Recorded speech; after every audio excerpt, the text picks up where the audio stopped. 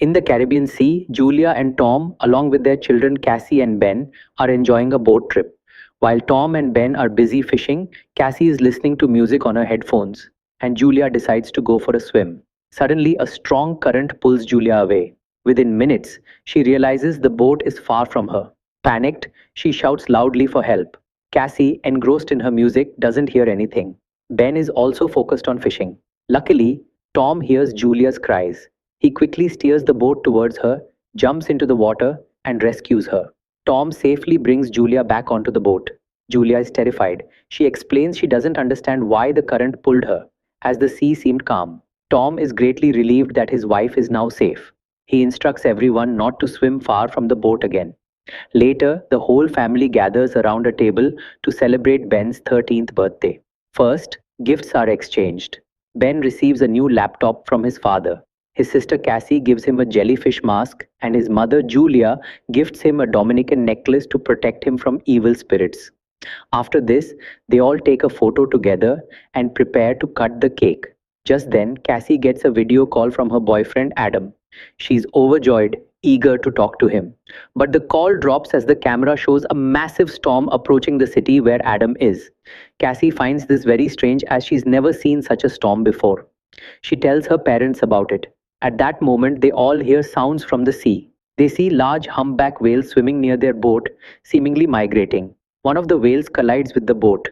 Tom quickly goes below to check if the boat is damaged. After some time, he comes out of the water, saying a sea creature injured him. He doesn't know what it was, but he has a deep wound on his shoulder. Julia quickly dresses his wound. Meanwhile, they discover that the whale collision has broken one of the boat's propellers. Now they need help to get the boat back to the harbor. Julia tries to send a message for help via radio, but there's no response. Their phones are also out of network range. Tom then informs them they only have enough food and water for about 4 days. Another problem arises. They see something bright in the sky, like meteors falling. One of these burning objects lands very close to the boat. Seeing this, Tom quickly tries to start the engine, but now the second propeller breaks. The engine overheats and stops. Tom then looks closely and realizes these aren't meteors but pieces of broken satellites, and more are heading towards their boat. Tom quickly hugs his wife and children, trying to shield them with his body. Fortunately, the debris doesn't hit the boat. Still, it's too dangerous to stay outside, so the whole family goes into the cabin and closes all doors and windows. However, the impact of the satellite debris destabilizes the boat. It starts to rock, and in the jolt, Ben gets injured. His parents pick him up and gently lay him on the sofa. Tom then puts life jackets on his children and tries to call for help on the radio again. Just then, a powerful storm hits, causing the boat to rock even more violently. Due to the intense motion and fear, Julia's nose starts bleeding, and Cassie feels nauseous. Ben is also in a lot of pain. He runs towards his room but falls on the stairs due to the boat's movement. Battling the forces of nature, Julia and Tom help their children. The four of them huddle together in the cabin, waiting for the storm to pass. After several tense hours, the family wakes up safely the next morning. But when they go outside, they see the ship is badly damaged and, shockingly, it's not in the sea, but in the middle of a vast, dry, desolate land. It's as if the entire sea has vanished, leaving only a large desert. Tom suspects something similar to what happened about 700,000 years ago might have occurred, when the Earth's north and south poles shifted. If this is true, massive sea waves might have risen, potentially killing millions. Hearing this, Cassie becomes very sad. She fears something terrible has happened to her boyfriend Adam. She goes to her room and locks herself in. Her parents try to console her, but they don't have much time. They quickly start repairing the ship and gathering as much food and water as possible. Ben decides to help. He takes his birthday balloons, ties them to a string, and flies them up, hoping someone alive nearby might see them. At the same time, Tom manages to fix the radio and calls for help again. This time, he gets a response from a man named Now, who says he's the captain of a submarine. His submarine was exploring the depths of the sea, but when the Earth's poles shifted, land emerged in the middle of the ocean. He also says this event might happen again within a week. This means the sea will return to its place, destroying everything in its path. Therefore, he advises them to get to the highest possible ground, or they won't survive. Before the call ends, Tom asks if the submarine can withstand this drastic change.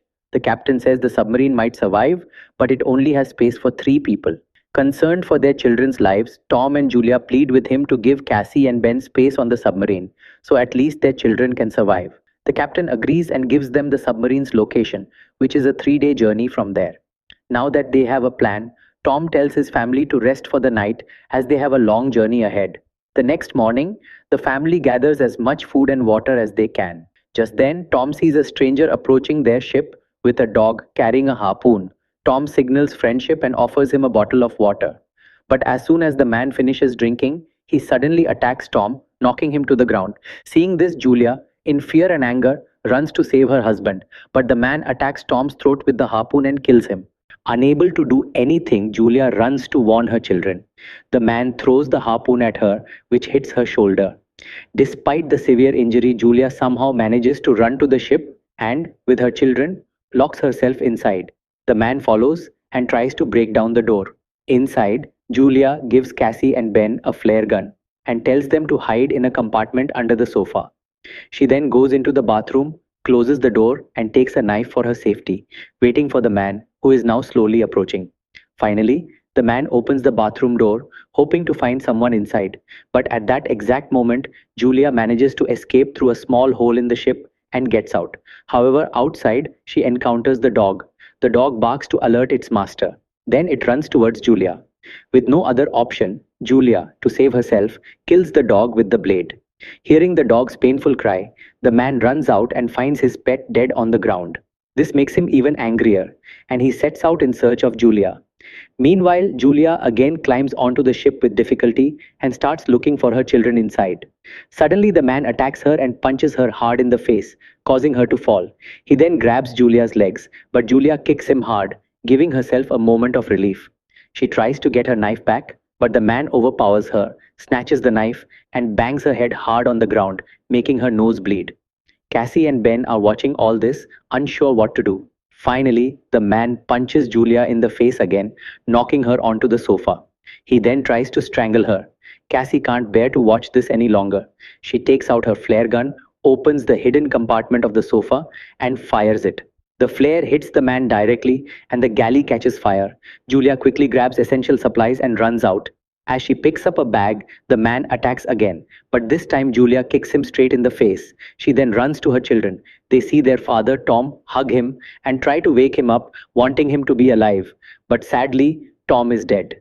The family can't even mourn his body properly because the harpoon man is still alive and approaching them.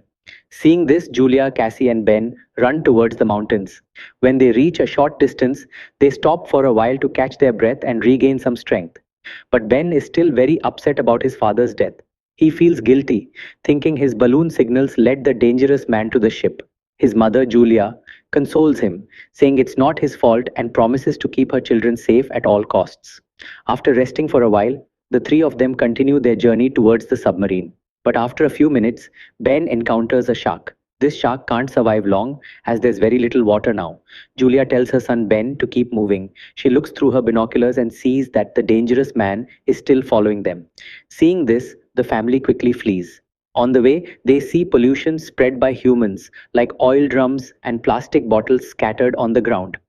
After several hours, Ben starts feeling dizzy due to exhaustion and lack of water. He feels sick. Julia immediately runs to get a water bottle, but she finds out Cassie didn't close the bottle cap properly. Now, only a few drops of water are left. Seeing this, Julia gets angry. She tells her daughter Cassie it's her fault, and if they don't have water, they won't survive. Julia and Cassie argue, and Cassie says maybe this whole trip was a mistake.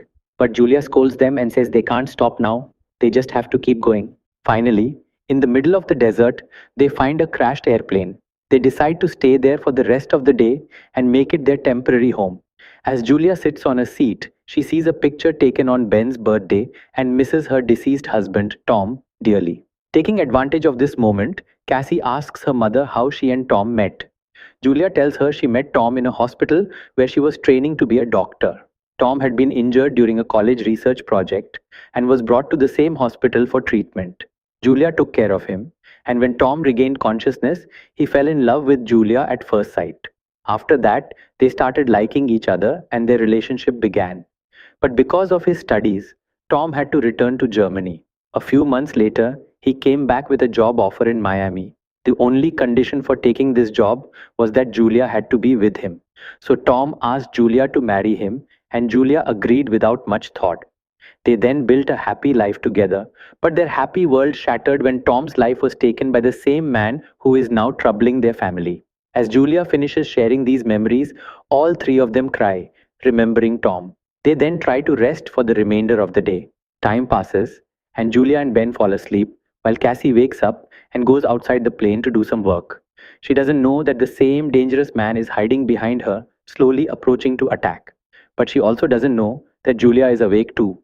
As Julia sees him, without wasting any time, she takes the knife and stabs the man in the back. Then she attacks his heart with another strong blow. Seeing the man who took her husband's life injured, Julia doesn't stop. In anger, she repeatedly stabs him, as if releasing all her pain and rage. Cassie is shocked to see her mother's anger, but hugs her to calm Julia down and make her drop the knife. Finally, the dangerous man is killed, and the family can rest for that night. But the next morning, when they go to see the man's body, they find that some animal has horribly mauled it. Seeing this, Julia gets scared that perhaps some other, more dangerous creature or another person is nearby. So she tells her children to immediately resume their journey. Walking in the scorching heat, Ben moves ahead alone and accidentally falls into a dirty, muddy pond. Being thirsty, he unthinkingly starts drinking the dirty water. Seeing this, his mother and sister quickly run and pull him out to prevent him from getting sick. After this, the three of them reach a nearby field where many broken chairs are lying. They stop there and, with the help of these chairs, build a temporary camp. Just then, Julia gives her son an injection of medicine to save him from falling ill due to drinking the dirty water. But now they are in no condition to walk, so all three of them start resting there. Suddenly, Julia hears some strange sounds from a distance. The sounds gradually get closer, as if some animal is rapidly running on the ground with its paws. Without wasting time, Julia wakes up her children, and all three of them run from there. They climb a hill, and upon reaching the top, they see a cargo ship stuck there. Near it, some survivors have set up a camp. Julia asks them for help, but those people are armed with pistols and guns and, out of fear, refuse. Then those marine creatures, arthropods, break through small parts of the containers, get inside, and kill everyone. At the same time, Julia, Cassie, and Ben somehow manage to get inside the submarine. Inside, they look through the window and see a huge sea wave heading towards them. They quickly sit in their seats and fasten their seat belts. Finally, the massive sea waves cover the entire desert area and push the submarine with full force. Julia, Cassie, and Ben, sitting inside, don't know if they will survive. Julia remembers Tom's death and the man who chased them. Along with these sad memories, the fear of the sea's terrifying power also engulfs them, as the submarine is repeatedly tossed from side to side. Still, the family refuses to give up. They hold each other's hands and bravely face this stormy situation, hoping they will survive. After many hours of uncertainty, they feel the submarine has stabilized, as if it has landed on the ground. Julia opens the top hatch and sees that all three of them have reached a city that has been completely devastated by the giant sea waves. Seeing her children alive and safe, Julia hugs them and feels relieved that a family trip, which had turned into a terrifying ordeal, is now over and they are alive.